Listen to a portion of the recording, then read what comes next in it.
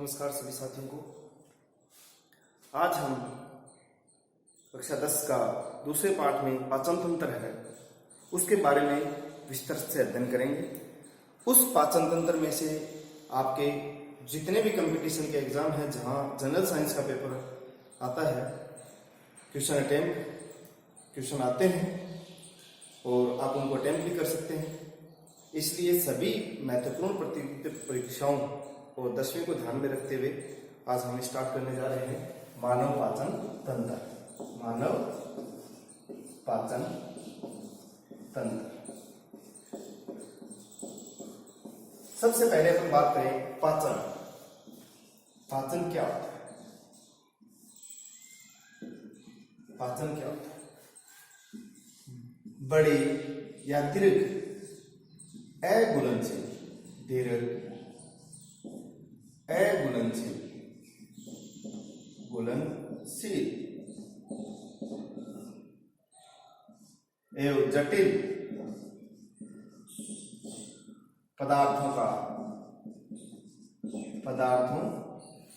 का छोटे या फिर लघु सरल और घुलनशील पदार्थों में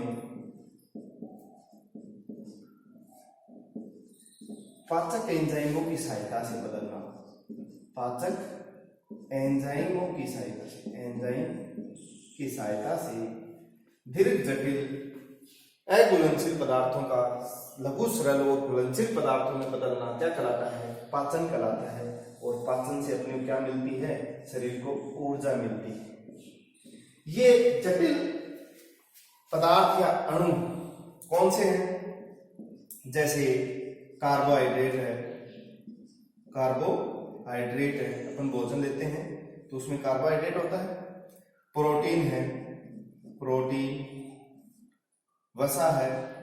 मुख्य रूप से वैसे तो पोषक तत्व जैसे कार्बोहाइड्रेट, प्रोटीन, वसा, विटामिन, खनिज लवण, जल सभी होते हैं जो भोजन के अंदर होते हैं। लेकिन मुख्य रूप से जो जटिल पदार्थ हैं कार्बोहाइड्रेट, प्रोटीन, वसा, इनका पाचन किया जाता है। और ये कार्बोहाइड्रेट बदलता है किसमें? ग्लूकोज में बदलता है। ग्लूकोज से ग्लाइकोजन में बदल देता है। ग्लाइकोजन में बदलता है जिससे ऊर्जा प्राप्त होती है। प्रोटीन किसमें बदलते हैं? पेप्टाइड में बदलते हैं। पहले पेप्टाइड में बदलते हैं, उसके बाद में एमिनो अम्ल में बदलते हैं। एमिनो अम्ल में बदलते हैं। इसके पश्चात वसा जो है वैश्य अम्ल में चेंज होती है और उसके पश्चात ग्लिसरॉल में बदलते हैं। ग्लिसरॉल में वसा बदल जाती है। तो ये पाचन जो ये कोई पाचन जिस कई अंगों के समूह काम में लेते हैं, कई अंगों का समूह काम करता है पाचन के अंदर। जैसे मुख है, आमाशय है, छोटी आंत है, बड़ी आंत है, सभी पाचन क्रिया में भाग लेते हैं। और ये जो अंगों का समूह है, ये अंग है, अंगों का जो समूह है वो क्या कहलाता है? तंत्र कहलाता है। क्या कहलाता है? तंत्र। तो पाचन तंत्र में भी अनेक प्रकार के अंग काम में लेते हैं। पाचन तंत्र भाग ले रहे हैं। इसके अंदर मुख्य रूप से जैसे आहार नाल, पाचन तंत्र का मुख्य भाग है आहार नाल। और उसके पश्चात है मुख्य रूप से ग्रंथियां जो पाचक रसों का स्त्रावण करती है। ग्रंथियां आहार नाल की जो लंबाई है वो लगभग 9 मीटर या फिर 33 फीट के आसपास है। 33 फीट इसकी टोटल लंबाई है। कहां से शुरू होती है? मुख से लेकर के बड़ी आंत के रेक्टम तक आहार नाल होती है। इसमें मुख्य भाग जो है मुख है, इसको अपन कह सकते हैं मुख गुहा भी। मुख गुहा चित्र में अपन व्यवस्थित रूप से और भी पढ़ेंगे। दूसरा जो भाग है अपना ग्रास नली। तीसरा जो भाग है वो है आमाशय। चौथा भाग छोटी आंत, छोटी आंत। पांचवा है बड़ी आंत, बड़ी आंत। और लास्ट में मल द्वार द्वारा ये बाहर निकाल दिया जाता है। यानी भोजन सबसे पहले मुख में जाता है, फिर ग्रास नली में, फिर आमाशय में, फिर छोटी आंत में जाता है, फिर बड़ी आंत में और मल द्वार द्वारा अपशिष्ट है उसको बाहर। ग्रंथियों में बात करें अपन, लार ग्रंथि। कौन सी ग्रंथि? लार ग्रंथि। दूसरा है जठर ग्रंथि, जठर ग्रंथि। तीसरी जो ग्रंथि है वो है आपकी यकृत ग्रंथि, यकृत ग्रंथि। और चौथी है अग्नाशयी ग्रंथि, अग्नाशयी ग्रंथि। इस प्रकार जो पाचन तंत्र है वो आहारनाल और ग्रंथियों से मिलकर बना होता है। आहारनाल में मुख्य रूप से 5-6 भाग होते हैं और ग्रंथियों में मुख्य रूप से 4 प्रकार की ग्रंथियां पाई जाती हैं। आगे अपन चित्र के माध्यम से इसको पूरा डिटेल से पढ़ेंगे, एक बार आप इसको नोट डाउन कर लें।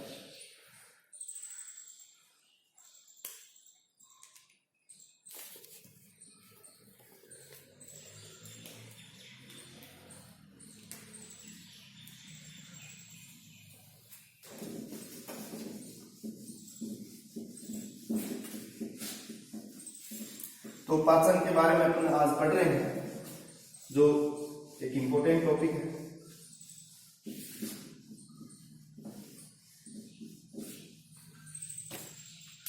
चित्र की बात करें हम, तो आप जैसे मैं बना रहा हूं,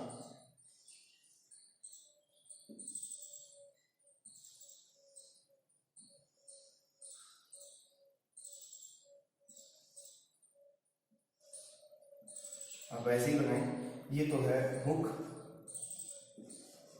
मुख या मुख गुहा भी इसको कह सकते हैं, मुख गुहा एक ही बात है। ये मुख गुहा है बीच में। ये है आपकी ग्रास नली, ग्रास नली। पहला भाग आपके आहारनाल का, दूसरा भाग ग्रास नली। उसके पश्चात ये है आपका आमाशय। क्या है? आमाशय, आमाशय। इसके पश्चात यहां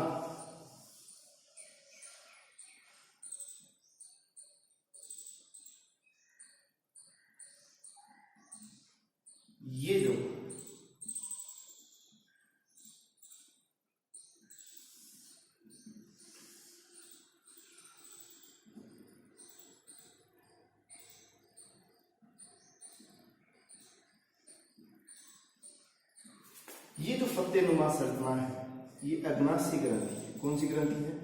अग्नाशयी ग्रंथि, अग्नाशयी ग्रंथि।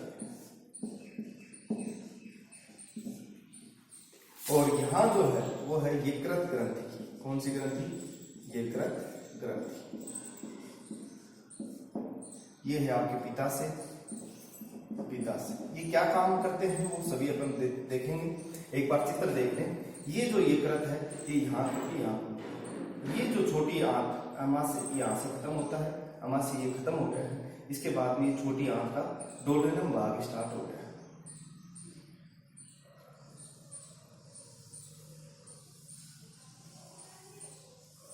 ये बहुत लंबी होती है छोटी आंत, लगभग 6.5 से 7 मीटर तक छोटी आंत होती है। सबसे बड़ा आहारनाल का भाग है छोटी आंत।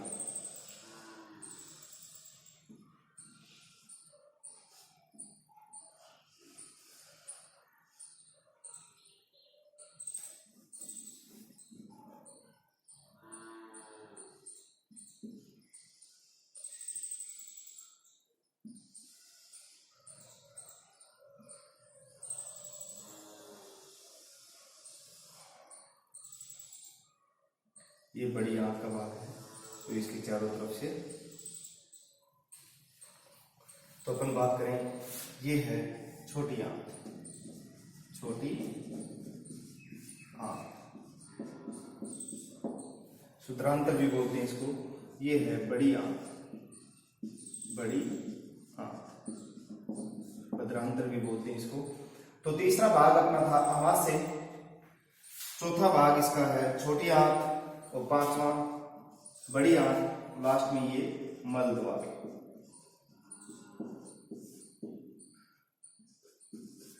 इस प्रकार जो आहार नाल है वो स्टार्ट होती है मुख से, मुख से भोजन आता है ग्रास नली में, ग्रास नली से आमाशय में आता है, आमाशय से फिर छोटी आंत में आ जाता है, छोटी आंत से फिर भोजन यहाँ से पचते हुए अवशोषण क्रिया होते हुए बड़ी आंत में, बड़ी आंत का भाग यहाँ से स्टार्ट हो जाता है, शुरू हो जाता है। अब बात करें अब इनके अलग अलग जो भाग हैं, जैसे आमाशय के 3 भाग हैं। पहला है कार्डियक, कार्डियक, दूसरा है फंडस और तीसरा है पाइलोरस, पाइलोरस। ये जो कार्डियक भाग है ये बायां बड़ा भाग है, बायां बड़ा भाग, ये बीच का भाग है जो जोड़ने का कार्य करता है, बीच का। दायां छोटा भाग है पाइलोरस, दायां छोटा भाग क्या है, पाइलोरस। एक बार अपन इनके भागों के बारे में पढ़ लेते हैं। बड़ी आंत के जो भाग हैं वो है सीसम, कोलोन और तीसरा जो भाग है रेक्टम, क्या है, रेक्टम। छोटी आंत के भी 3 भाग हैं। छोटी आंत के कौन कौन से हैं, डोडेनम, इसको ग्रहणी भी बोलते हैं, आप इंग्लिश में याद रखें ताकि याद करना आसान है, जेजुनम और इलियम। दूसरा भाग जेजुनम, तीसरा इलियम। इन तीनों भागों में जो सबसे बड़ा भाग है वो है इलियम, फिर है जेजुनम और सबसे छोटा भाग क्या है, डोडेनम। लेकिन पाचन क्रिया जो है मुख्य रूप से डोडेनम में होती है, बताता हूं अभी आपको। इसके पश्चात ये क्या था, पित्ताशय। कौन सा भाग क्या काम करता है बताते हैं। मुख के अंदर मुख्य रूप से क्या पाया जाता है, दांत और जीभ पाए जाते हैं, दांत और जीभ, 2 भाग पाए जाते हैं। दांत मनुष्य द्विबार दंती है, यानी 2 बार दांत आते हैं, एक बार अस्थायी दांत और दूसरी बार स्थायी दांत गिर करके। दांत मुख्य रूप से इंसाइजर, इसको बोलते हैं करंतक, इंसाइजर अंग्रेजी में। फिर है रदनक, इनको कैनाइन बोलते हैं। फिर है अगर चवर्णक, अगर चवर्णक, इसको बोलते हैं परिमोलर, परिमोलर। और फिर आते हैं चवर्णक, चवर्णक, इसको बोलते हैं मोलर। ये मुख्य रूप से आगे वाले दांत होते हैं जो तोड़ने के लिए, टुकड़ों को तोड़ने के लिए काम में आते हैं। ये चीरने फाड़ने का काम करते हैं। आगे अपन दांत का एक अलग से टॉपिक लेंगे जिसमें सभी दांतों के बारे में विस्तार से पढ़ेंगे। जीभ एक मांसल संरचना है, कैसी संरचना है, मांसल रचना है। ये भोजन को निकलने में सहायता करती है। और अब बात करते हैं कई अलग अलग भोजन जहां जहां जाता है वहां अलग अलग नाम से जाना जाता है। मैं मुख्य रूप से बता देता हूं। मुख के अंदर जो भोजन है, मुख के अंदर क्या होती है, लार, क्या होती है, लार। इसके अंदर एंजाइम पाए जाते हैं जैसे टाइलिन, या फिर इसको अंग्रेजी बोलते हैं एमाइलेज, और एक होता है लाइसोजाइम, लाइसोजाइम।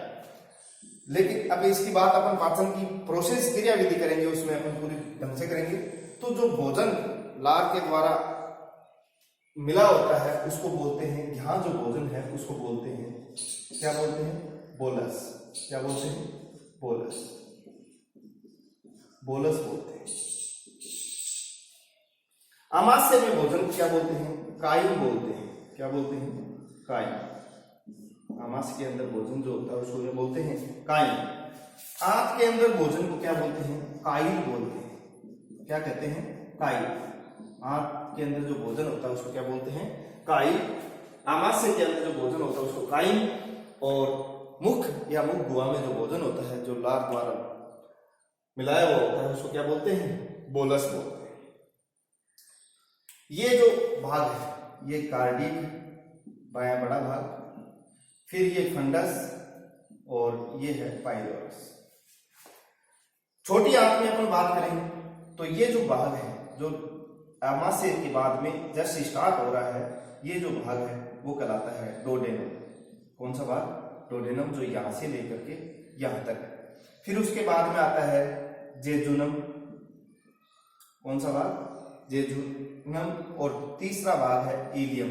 सबसे बड़ा भाग इलियम, उससे छोटा जो छोटी आंत का भाग है जेजुनम, और फिर पहला सबसे छोटा भाग जो है वो डोडेनम। इसके पश्चात ये जो भाग शुरू हो रहा है बड़ी आंत का, यहां से ये है सीसम। कौन सा भाग? शीशम। फिर है कोलोन। फिर ये जो भाग है ये क्या है? कोलोन। सबसे बड़ा भाग है बड़ी आंत का, सबसे बड़ा भाग क्या है? कोलोन। और उसके बाद में है रेक्टम। इस प्रकार आप इस चित्र को एक बार बना लें, फिर अपन इसके बारे में विस्तार से पढ़ेंगे पाचन की क्रियाविधि को।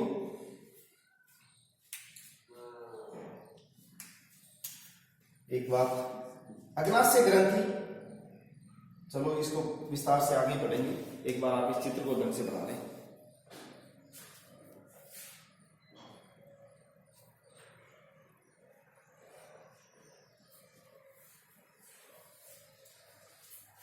ये कृत ग्रंथि और अग्नाशय ग्रंथि देखो डोडेनम भाग में खुलती है, छोटी आंत के डोडेनम भाग में खुलती है। स्क्रीनशॉट ले लें और फिर एक बार बता लें।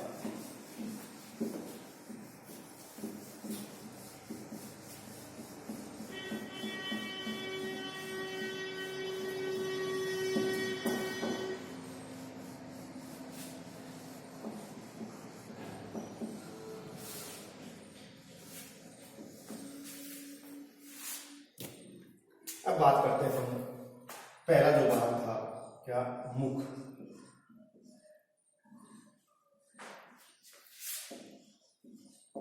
मुख गुहा।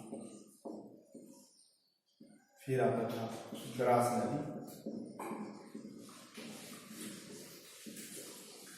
फिर आया था अपना आमाशय।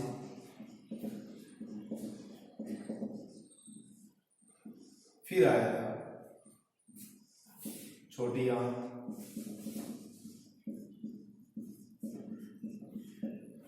फिर बड़ी आंत, और उसके बाद में मध्यद्वार।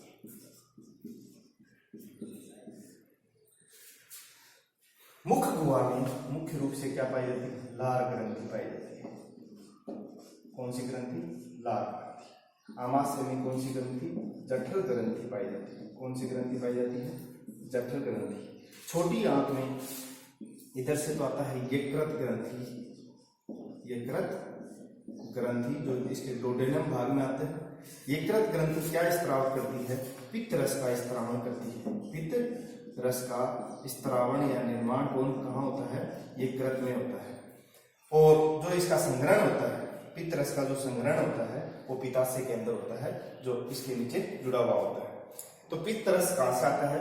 यकृत ग्रंथि छोटी आंत में आता है। और अग्नाशय ग्रंथि से क्या आता है? अग्नाशय रस। अग्नाशय ग्रंथि। अग्नाशय ग्रंथि क्या आता है? अग्नाशय रस आता है। अग्नाशय रस। उसके बाद में ये ग्रंथियां, ये सारे भाग हो गए। लार ग्रंथि में मुख्य रूप से दो एंजाइम पाए जाते हैं। दो एंजाइम पाए जाते हैं। पहला टाइलिन, टाइलिन या फिर एमाइलेज। इसी को क्या बोलते हैं? एमाइलेज।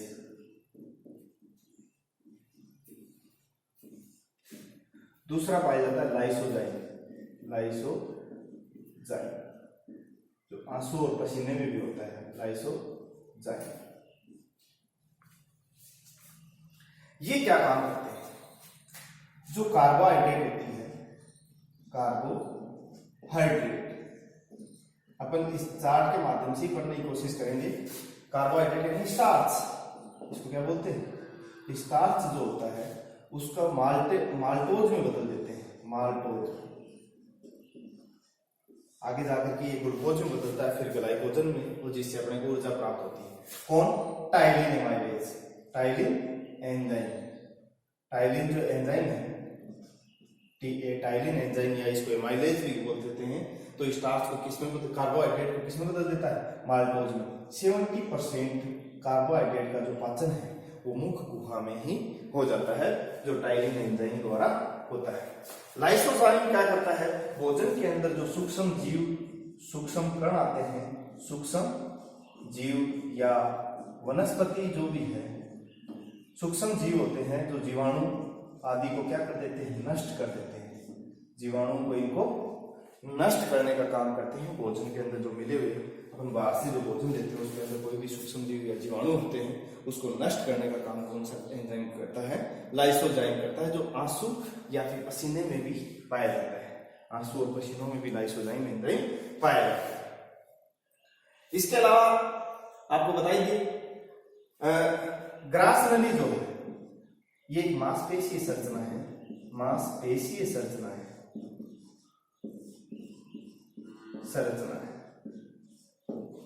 इसके अंदर कर्मानुकुंचन गति पाई जाती है, कर्मानुकुंचन गति पाई जाती है, यानी कि संकुचन और स्थिलन, संकुचन और स्थिलन होते रहते हैं, संकुचन और स्थिलन होते रहते हैं, जिससे भोजन, इसमें कर्मानुकुंचन गति पाई जाती है, ऐसे संकुचन और स्थिलन होते रहते हैं, जिससे भोजन नीचे की तरफ जाता है, आमाशय की ओर जाता है, भोजन वापस ऊपर की तरफ नहीं आ पाता।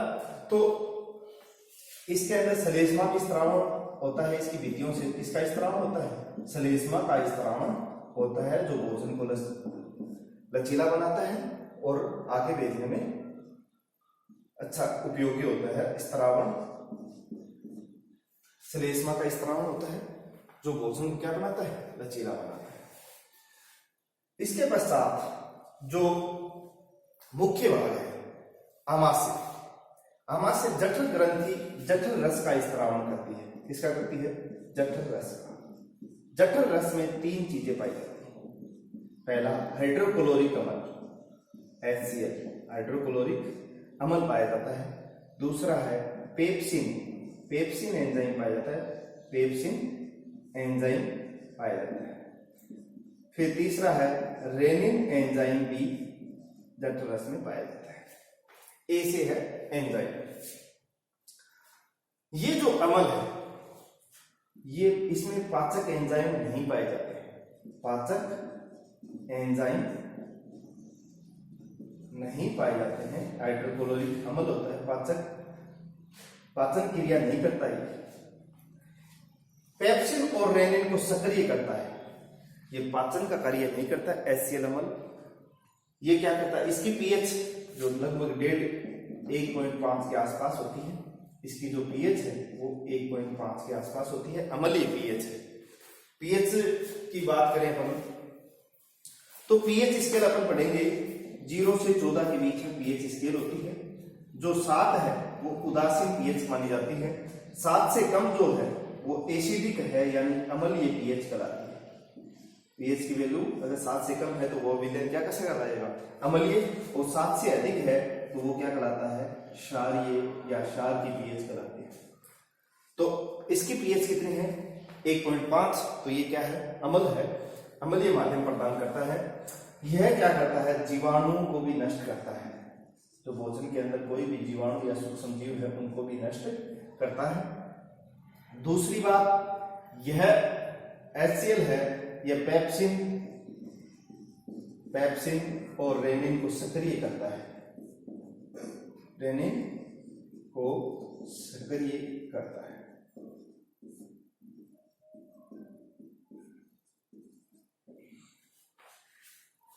तो HCl के बारे में कई बार अपने को अधिक खाना खाने से या मसालेदार भोजन करने से शरीर के अंदर क्या हो जाती है, अम्लता हो जाती है। आमाशय के अंदर क्या हो जाती है, अम्लता, एसिडिटी हो जाती है। इस एसिडिटी को रोकने के लिए MgOH2 milk of magnesia, MgOH2 क्या बोलते हैं, मिल्क ऑफ मैग्नीशिया, या फिर NaHCO3 बेकिंग सोडा का काम में लिया जाता है, जो क्षार की तरह कार्य करते हैं। ये दोनों क्या करते हैं, क्षार की तरह दोनों कार्य करते हैं, जो अम्लता को खत्म करते हैं, आमाशय की अम्लता को नष्ट कर देते हैं, यानी कि उसको संतुलित कर देते हैं। तो MgOH2 milk of magnesia, NaHCO3 यानी बेकिंग सोडा इस अम्लता को दूर करते हैं, जो मसालेदार भोजन या अधिक भोजन करने से आमाशय के अंदर हो जाती है। इसके पश्चात तो पेप्सिन है, पेप्सिन एंजाइम क्या काम करता है, अपन यहां देख लेते हैं। जो प्रोटीन है, प्रोटीन को किस में बदलता है, पेप्टाइड में बदलता है, पेप्टाइड में बदलता है। कौन, पेप्सिन एंजाइम, पेप्सिन एंजाइम। तो प्रोटीन का पाचन लगभग 90% प्रोटीन का पाचन आमाशय में हो जाता है पेप्सिन एंजाइम द्वारा, जो पेप्टाइड में बदलते हैं। आगे फिर ये एमिनो अम्ल में टूट जाते हैं, एमिनो अम्ल ऐसे। फिर दूसरा है दूध में जो केसिन प्रोटीन होती है, कौन सी प्रोटीन होती है, केसिन प्रोटीन, उसका पाचन भी कौन करता है, रेनिन एंजाइम करता है। दूध के अंदर जो केसिन प्रोटीन होती है उसका पाचन कौन करता है, केसिन का पाचन रेनिन एंजाइम करता है। तो इसमें जो दो एंजाइम थे वो प्रोटीन और दूध की केसिन प्रोटीन का पाचन करते हैं। ये जो केसिन रेनिन एंजाइम होता है ये बच्चों में, छोटे बच्चों में और गाय के जो बछड़े होते हैं, बछड़े उनमें अधिक सक्रिय होता है। वयस्क में यह नहीं होता है। रेनिन एंजाइम बच्चों और बछड़े में ही, जब भी बच्चे दूध पीते हैं तो उल्टी करते हैं, तो उल्टी दूध फट जाता है, किसी कारण केसिन में चेंज हो गया, तो रेनिन बच्चों और बछड़ों में अधिकतर पाया जाता है। इसके अलावा जो आमाशय है उसका आकार जे आकार का होता है, जे आकार का होता है। यहां जो भोजन है वो 3 से 4 घंटे भोजन रुकता है, यहां भोजन कितने देर रुकता है, 3 से 4 घंटे भोजन यहां रुकता है। आमाशय के अंदर भोजन 3 से 4 घंटे रुकने के पश्चात ये जाता है छोटी आंत के डोडेनम भाग में खुलता है। ये भोजन डोडेनम भाग में आ गया। डोडेनम भाग में ये जो पित्त रस है ये क्या करेगा, ये वसा का पाचन में सहायक है, वसा के पाचन में सहायक है और वसा के पायसीकरण में सहायक है। वसा का पायसीकरण करता है, इमल्सिफिकेशन, पायसीकरण करता है। पायसीकरण क्या होता है, वसा के जो बड़े बड़े अणु हैं उनको छोटे छोटे अणुओं में तोड़ देता है। क्या कर देता है, छोटे छोटे अणुओं में तोड़ देता है, जिससे क्या होता है, वसा का पृष्ठीय क्षेत्रफल बढ़ जाता है, पृष्ठीय क्षेत्रफल बढ़ जाता है। और लाइपेज एंजाइम इस वसा का आसानी से पाचन कर सकता है। जो अग्नाशी रस है उसके अंदर 3 एंजाइम हैं, एमाइलेज, फिर दूसरा है trypsin enzyme, amylase enzyme, trypsin enzyme, और तीसरा है लाइपेज एंजाइम। अब ये क्या काम करता है, अग्नाशी रस में 3 हो गए। इसको पूर्ण पाचक रस भी बोलते हैं। क्या कहते हैं, पूर्ण पाचक रस भी कहा जाता है अग्नाशी रस को। जो छोटी आंत है उसकी जो लंबाई है लगभग 6 से 7 मीटर है और बड़ी आंत है उसकी 1.5 से 2 मीटर है, 1 से 1.5 मीटर इसकी लंबाई है, 1 से 1.5 मीटर इसकी लंबाई। तो आप कहोगे कि सर इसको नाम छोटी आंत है लेकिन इसकी लंबाई तो 6 से 7 मीटर है, टोटल आधार नाल की लंबाई 9 मीटर में से 7 मीटर अगर ये है तो इसको छोटी आंत क्यों कहते हैं? क्योंकि इसका जो डायमीटर है, परास है, वह क्या है? कम है। ये संकरी है, इसका डायमीटर क्या है? कम, और इसका परास जो है डायमीटर जो है वो क्या है? अधिक। इसका डायमीटर अधिक होने के कारण इसको बड़ी आंत कहते हैं, इसका परास कम होने के कारण इसको छोटी आंत कहते हैं। पूर्ण पाचक रस। अब बात आती है एमाइलेज क्या करता है। आप सभी को पता है, जब मुख गुहा में अपन ने पढ़ा था एमाइलेज या टाइलिन, ये कार्बोहाइड्रेट का पाचन करता है। कार्बोहाइड्रेट को किसमें बदल देता है? माल्टोज में, और माल्टोज से किसमें चेंज हो जाता है? ग्लूकोज में चेंज हो जाता है। किसमें? ग्लूकोज में बदल देता है। ट्रिप्सिन एंजाइम क्या करता है? प्रोटीन का पाचन करता है। किसका पाचन करता है? प्रोटीन का पाचन करता है। ये एमाइलेज 70% जो भोजन का पाचन है वो मुख गुहा में हो गया था कार्बोहाइड्रेट का, और 30% जो पाचन है वो कहाँ होता है? छोटी आंत में होता है। प्रोटीन का जो 90% पाचन है वो हो चुका था आमाशय के अंदर, और अब कितना बच गया? जो 10% पाचन है वो कहाँ होता है? छोटी आंत के अंदर। प्रोटीन पेप्टाइड में बदल जाती है। किसमें? पेप्टाइड में बदल गई, और फिर किसमें? लास्ट में एमिनो एसिड में चेंज हो गई। लाइपेज एंजाइम जो है वसा का पाचन करता है। वसा का पाचन, वसा किसमें चेंज हो जाती है? वैश्य अम्ल में, वैश्य अम्ल में चेंज हो जाती है, और बाद में ये लास्ट में ग्लिसरॉल में चेंज हो जाती है। ग्लिसरॉल में चेंज हो जाती है।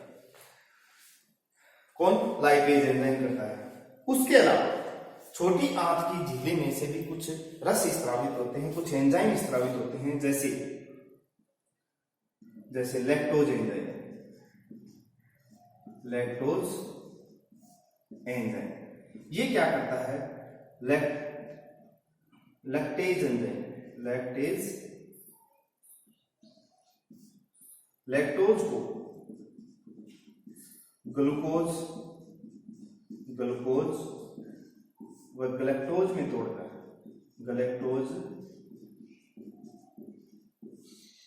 तोड़ देता है। छोटी आंत की झिल्ली से भी कुछ एंजाइम, छोटी आंत की झिल्ली से भी कुछ एंजाइम स्त्रावित होते हैं, जो जैसे लैक्टेज एंजाइम, सुक्रेज एंजाइम। कौन सा? सुक्रेज एंजाइम, जो किसको तोड़ते हैं? सुक्रोज को। ये भी ग्लूकोज ही होती है। सुक्रोज को किसमें तोड़ते हैं? ग्लूकोज और फ्रक्टोज में। ग्लूकोज और फ्रक्टोज में तोड़ देते हैं। ग्लूकोज को फ्रक्टोज में, ग्लूकोज और फ्रक्टोज में तोड़ देते हैं। Maltase enzyme. कौन सा? Maltase enzyme. ये क्या करते हैं? माल्टोज को किसमें तोड़ते हैं? माल्टोज को तोड़ देते हैं ग्लूकोज के अंदर। जैसे मुख गुहा में जो स्टार्च था वो किसमें बदलता है? माल्टोज में। अग्नाशय रस में एमाइलेज है, वो किसमें? कार्बोहाइड्रेट को किसमें तोड़ता है? माल्टोज में। लेकिन जो छोटी आंत की झिल्ली से स्त्रावित माल्टेज एंजाइम है वो माल्टोज को किसमें चेंज करता है? ग्लूकोज में चेंज कर देता है। तो इस प्रकार इसके जो भाग थे वो मैंने आपको पहले बता चुके, डोडोनम, जेजुनम और इलियम। डोडेनम भाग में ये सारी क्रिया हो रही है। जेजुनम भाग जो होता है उसके अंदर जो है भोजन का अवशोषण होता है। तो भोजन के अंदर पोषक तत्व है उनका अवशोषण रक्त द्वारा होता है, डोडेनम और इलियम भाग द्वारा। इसके पश्चात जो भोजन है, आपकी ये यहां तक समझ में आ गया होगा। भोजन कहाँ आता है? छोटी आंत में, बड़ी आंत में। छोटी आंत से किसमें आता है? बड़ी आंत में आता है। बड़ी आंत का सबसे पहला जो भाग है वो है सीकम। सीकम के अंदर एक ऐसा अवशेषी अंग निकला होता है, उसको बोलते हैं अपेंडिक्स बोलते हैं। जो ऐसा आपके दिखाया गया है, ये है सीकम भाग। तो अपेंडिक्स है, ये अवशेषीय अंग है, जो मनुष्य के अंदर क्या है, अवशेषीय अंग है, बिना कोई काम का अंग है। इसके अंदर वैसे अम्ल की मात्रा अधिक होती है, अम्ल भरा रहता है। तो घास और चारा खाने वाले जंतुओं में यह प्रभाव सक्रिय रहता है, बाकी में निष्क्रिय रहता है। अपेंडिक्स सीकम का ही भाग है जो साइड में अवशेषीय अंग है। इसके पश्चात सीकम के पश्चात भोजन जाता है कोलोन में। कोलोन के अंदर जो कोलोन भाग है, इसका जो सबसे बड़ा भाग है, वहां पर जल और B12 विटामिन का अवशोषण होता है, खनिज लवणों का अवशोषण होता है। इसमें ई कोलाई नामक जीवाणु पाया जाता है, ई कोलाई जीवाणु पाया जाता है। छोटी आंत के अंदर एक बात मैं बताऊं आपको, इलियम जो होता है, इलियम के अंदर विलाई पाई जाती है। इलियम जो भाग है उसमें विलाई पाई जाती है। ऐसे इनके अंदर ये जो है संचित भोजन है, कैसा है, संचित भोजन रहता है ग्लाइकोजन के रूप में। इसके रूप में ग्लाइकोजन के रूप में, ग्लाइकोजन के रूप में। और इस साइड में जो अपशिष्ट पदार्थ है यानी मल है, वो रहता है, वो कहाँ चला जाता है, यह बड़ी आंत में चला जाता है, बड़ी आंत में चला जाता है। और इधर संचित भोजन है जो ग्लाइकोजन और प्रोटीन होता है एमिनो एसिड के रूप में, और ग्लिसरॉल के रूप में होता है वसा। ये इलियम भाग की बात है, विलाई पाई जाती है इलियम भाग में। क्या पाए जाते हैं, विलाई। इसके पश्चात जो कोलोन है उसमें ई कोलाई जीवाणु पाया जाता है। क्या पाया जाता है, ई कोलाई जीवाणु पाया जाता है, जो क्या करता है, भोजन मल को खाता है। इसको मल खाता है। कोलोन के अंदर ही भोजन मुख्य रूप से मल में चेंज हो जाता है, और ये मल को खाता है और B12 विटामिन का निर्माण करता है। ई कोलाई B12 विटामिन का निर्माण करता है। ये B12 विटामिन का निर्माण करके मनुष्य को देता है और मनुष्य के मल को भोजन के रूप में लेता है। तो इस प्रकार यह सहजीवन संबंध दिखाता है। कौन सा जीवन, सहजीवन संबंध को दिखाता है। इसमें क्या होता है कि एक कोई भी जीवाणु या चीज लेते हैं और अपने को कोई फायदे वाली चीज देते हैं, तो वो क्या देते हैं, अपने से भोजन देते हैं मल के रूप में, और B12 विटामिन को अपने शरीर को देते हैं, जिससे सहजीवन संबंध को दिखाते हैं। बड़ी आंत के सीकम, कोलोन और रेक्टम। कोलोन और रेक्टम, कोलोन द्वारा मुख्य रूप से जल का इनका अवशोषण हो जाता है, और रेक्टम जो भाग है उसमें कुछ समय के लिए मल रुकता है, कुछ समय के लिए वहां मल एकत्रित रहता है। उसके बाद में मल को मल द्वार के द्वारा त्याग दिया जाता है। इस प्रकार आप एक बार इसको नोट कर लें।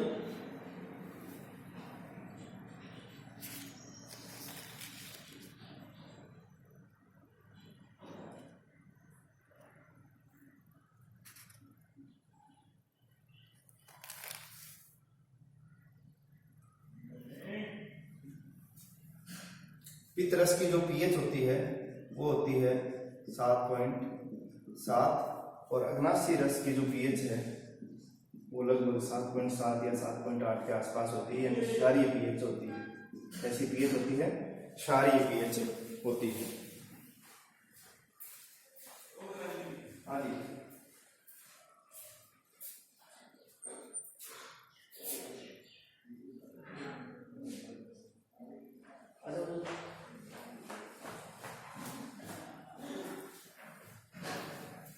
इस प्रकार मल द्वार से मल बाहर निकल जाता है और अपना जो पाचन तंत्र है वो इस प्रकार कंप्लीट होता है। आप इसका उपयोग करें। कोई भी चीज अगर समझ में ना आए तो आप कमेंट करके कमेंट बॉक्स में कमेंट करें, और हर कंपटीशन एग्जाम में इसमें से क्वेश्चन लगभग जनरल साइंस का जो पेपर है उसमें आएगा। तो आप इसको अच्छी तरह तैयार कर लें। धन्यवाद।